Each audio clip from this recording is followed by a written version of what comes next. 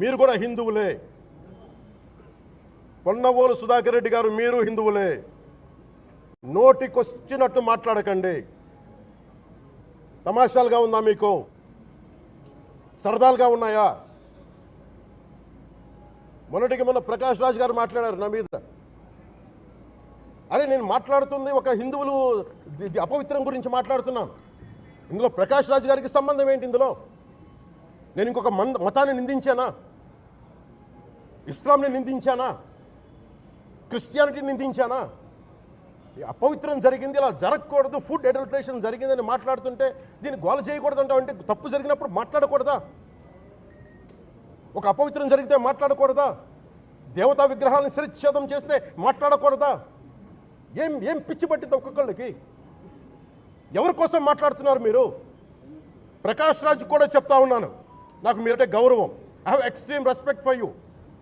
కానీ when it comes to secularism, Prakash Raj garu, it is a two-way, not one-way. I have extreme respect for you. You know that. Mere secularism is always two-way, it is not one-way. హిందువుల మీద దాడి జరిగినప్పుడల్లా వచ్చి మాట్లాడటం తప్ప, అన్య మతాల మీద జరిగితే నేను కూర్చొని ఇంతమంది కౌలు రైతులకు ఇచ్చాను, ఎంతమంది ముస్లిం ఇస్లాం రైతాంగానికి ఇచ్చాను నేను. ఇదే ఎన్ని మద్రాసాలకి డబ్బులు ఇచ్చాను నేను, 25 లక్షలు 30 లక్షలు ఇచ్చాను, ఇచ్చినవాడిని నేను. నాకు అన్యమతం ఇస్లాం మీద గౌరవం ఉన్నవాడిని, క్రిస్టియానిటీ మీద గౌరవం ఉన్నవాడిని, చిన్నప్పటి నుంచి కూర్చొని మిషనరీ స్కూల్లో చదువుకున్నవాడిని. నా టీచర్ చెప్పిన సూక్తి, తను తగ్గించుకున్నవాడు హెచ్చింపబడిని చెప్పి బైబుల్ సూక్తిని ప్రతిసారి కోట్ చేస్తూనే ఉంటాను. ఇది నా గౌరవం, ఇది నేను చూపించే గౌరవం. మీరు మాట్లాడితే కూర్చొని నేను పాటించే ధర్మానికి అపవిత్రం జరిగినప్పుడు నేను మాట్లాడకూడదు, మౌనంగా ఉండాలి. సెక్యులరిజంకి విఘాతం అంటే ఏంటి? సెక్యులరిజంకి విఘాతం? నా ఇంటి మీద దాడి జరిగినప్పుడు నేను మాట్లాడకూడదా? నా ఇల్లు 10 మందికి ఆశ్రయం ఇస్తుంది. నా సనాతన ధర్మం అన్ని ధర్మాలకి ఆశ్రయం అయితే దానికి దాడి జరిగినప్పుడు, దాని మీద అపవిత్రం జరిగినప్పుడు దానికి కూడా మాట్లాడకూడదంటే ఏం మాట్లాడాలి మీతోటి? Prakash Raj garu, you have to learn your lessons. I respect you. It's not just Prakash Raj garu, all the people who thinks in the name of secularism, you're going haywire. Let me tell you guys, we are extremely hurt. Don't make a mockery out of our sentiments. We are deeply, deeply hurt. It's not fun for you, maybe it might be fun for you. It is not fun for us. It's a deep anguish, deep pain.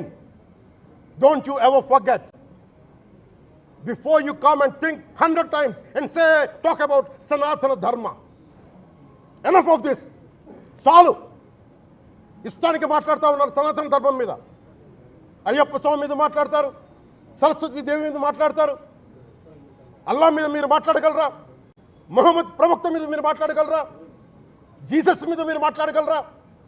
అందరూ కూర్చొని సనాతన ధర్మం మీద, వినాయకుడి మీద జోకులు వేస్తారు, దుర్గాదేవి మీద జోక్స్ వేస్తారు, సరస్వతి దేవి మీద జోక్స్ వేస్తారు.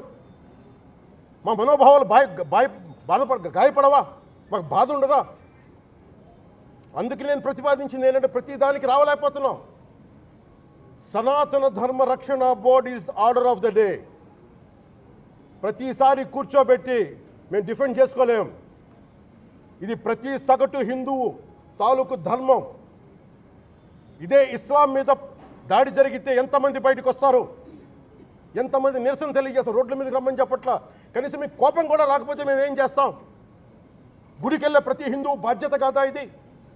నా ఒక్కడి బాధ్యతేనా? మా బాధ్యతేనా? మీది కాదా? ధర్మాన్ని మీరు పరిరక్షించరాదు, మీ బాధ్యత కాదా?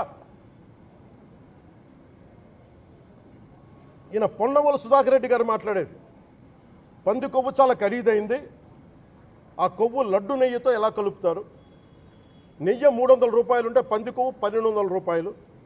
బంగారంతో రాగి కలుపుతారా? ఇత్తడిలో పుత్తడి కలపరు. చెంబు తయారులో ఎవరైనా బంగారం కలుపుతారా? మదం ఎక్కిన మాటలు పొన్నవోలు సుధాకర్ రెడ్డి గారు. మదం ఎక్కి వస్తే ఇట్లాంటి మాటలే వస్తాయి. మీరు నా మీద కోర్టులో కేసులు వేసుకుంటారో ఏమి చేసుకుంటారో చెప్తే, మీరు ఏజీపీలు కదా, మీ దగ్గర వేల కోట్ల డబ్బులు ఉన్నాయి కదా, వేసుకోండి కోర్టులో, చెప్పండి.